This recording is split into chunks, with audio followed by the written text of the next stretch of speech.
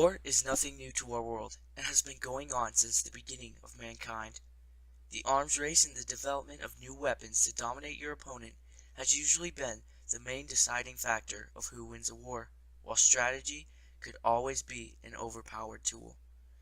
Now, with the modern weaponry we have, battles have been less won as a ground infantry fight and have rather turned to the skies for endless strategies of offense and defense. The evolution of mankind is not one of ape to man, but is the developmental improvement of technology. With the introduction of airplanes into war, a whole new way of combat was introduced and became the main deciding factor of World War II.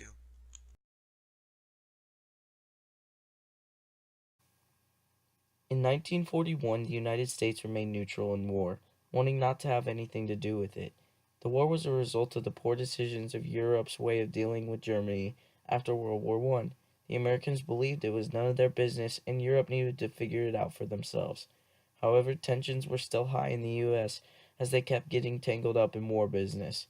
On December 7th, everything changed, and the fate of the war was determined by a single air raid that would lead to the uncompatible retaliation of the U.S. rage.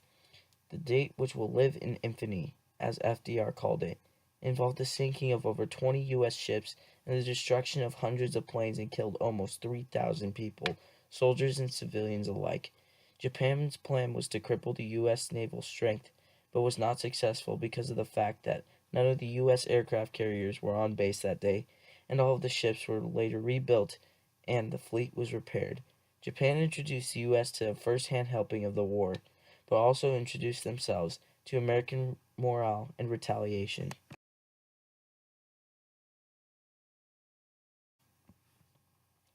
Even though the U.S. declared war on Japan, the U.S. was preoccupied with fighting in Europe and Africa with their first confrontations of German fighting. Meanwhile, Japan was experiencing major success and was winning in the Pacific, gaining control of almost all the islands in the Pacific, including the Philippines and Indonesian islands. It wasn't until Australia, New Zealand, and Britain were defending the mainlands that Japan experienced their first roadblocks. Even though Japan's growth was halted, they were immensely powerful with all the territory they claimed.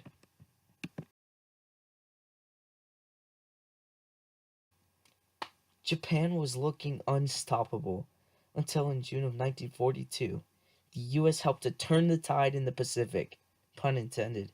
This is the story of the famous Battle of Midway. Midway was a strategic island under Japanese control.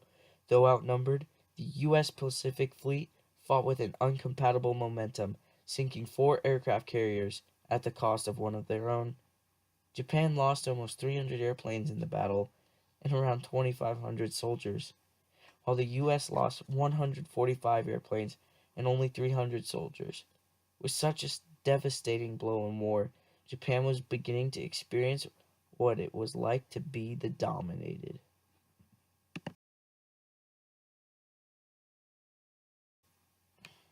On February 19th of 1945, after recapturing much of the Philippine Islands and freeing POWs, the U.S. invaded the island of Iwo Jima. Iwo Jima was an important battle in the Pacific War because the island itself was the single most strategic island the Japanese had possession of. Imagine Iwo Jima as the Death Star, in the sense that it was the most heavily defended spot on Earth, with almost 21,000 Japanese soldiers throughout the island in tunnels, trenches, and caves. Thousands of Marine casualties occurred in taking over this island. In fact, more Marines died in this battle than in any other Pacific battle up to that point. Almost all of the Japanese died, with only 200 surviving the battle. With this island captured, the U.S. now had the upper hand with strategy, in the sea and in the sky, with the new ability to fly heavy bomber planes to Japan itself.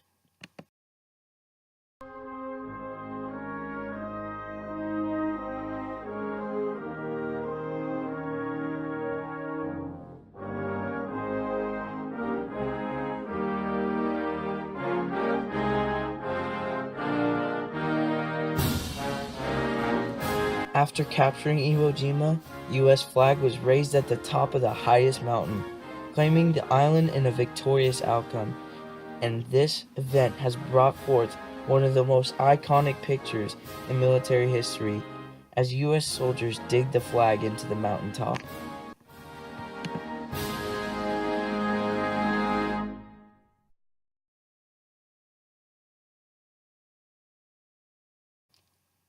Later that year in April, the U.S. was prepared to take on the big bad island of Okinawa. Okinawa was the only thing standing in between the Allies and Japan itself.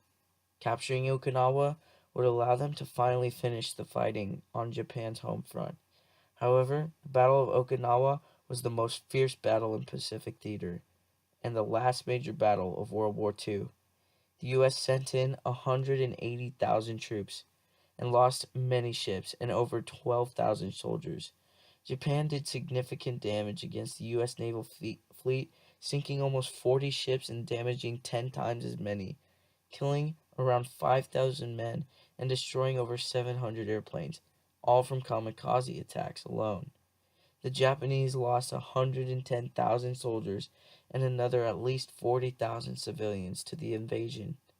These numbers were horrific, but only resembled a small taste of what was to come with the invasion of Japan.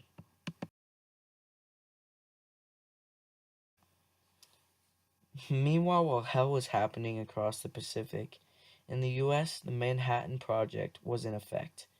The objective was to create the most destructive weapon in history, something unfathomable, and boy, did we do it. The atomic bomb was capable of deleting an entire city. Many people question why we even did such a thing. But what is often overlooked is what would actually happen if we had chosen to invade Japan on foot. With the Battle of Okinawa costing the U.S. significant loss of life and arms, the Japanese deaths surpassing hundreds of thousands, Japan was bound to be a massacre. Millions would die. And for what assurity that the mission would even be successful? So, on August 6th, Truman made the choice that saved millions of lives, but also made the world a scarier place. With warning of a promised devastation, Japan refused surrender, and the first bomb was dropped on Hiroshima, killing 80,000 people, soldiers and civilians alike. Then, on the 9th, still refusing to give up, the city of Nagasaki was bombed, killing another 40,000 people. A total of anywhere between an estimated 120,000 and 240,000 people died as a result, most likely less than the amount of the Battle of Okinawa. And Japan finally surrendered, and the U.S. succeeded in ending World War II.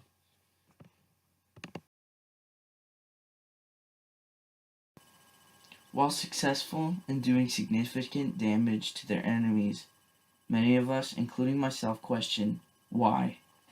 Why waste an airplane that has a chance of completing the mission?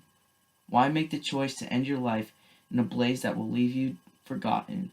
Described as horrific tragedies, kamikaze attacks were also honorable and noble. U.S. soldiers described it as an act of intense loyalty to their country, found nowhere else. And while we may be surprised, Japan is famous for suicide. It is a common practice for a Japanese general to commit ritual suicide with his own blade rather than to be captured so he can die with honor rather than with shame. It is one of those things that we can't wrap our heads completely around because it is a part of our different culture. However, to help you visually understand what exactly kamikaze attack was and why it's so powerful, I have set up this visual demonstration. So here we have our U.S. aircraft carrier, and this, imagine it as a Japanese kamikaze fighter.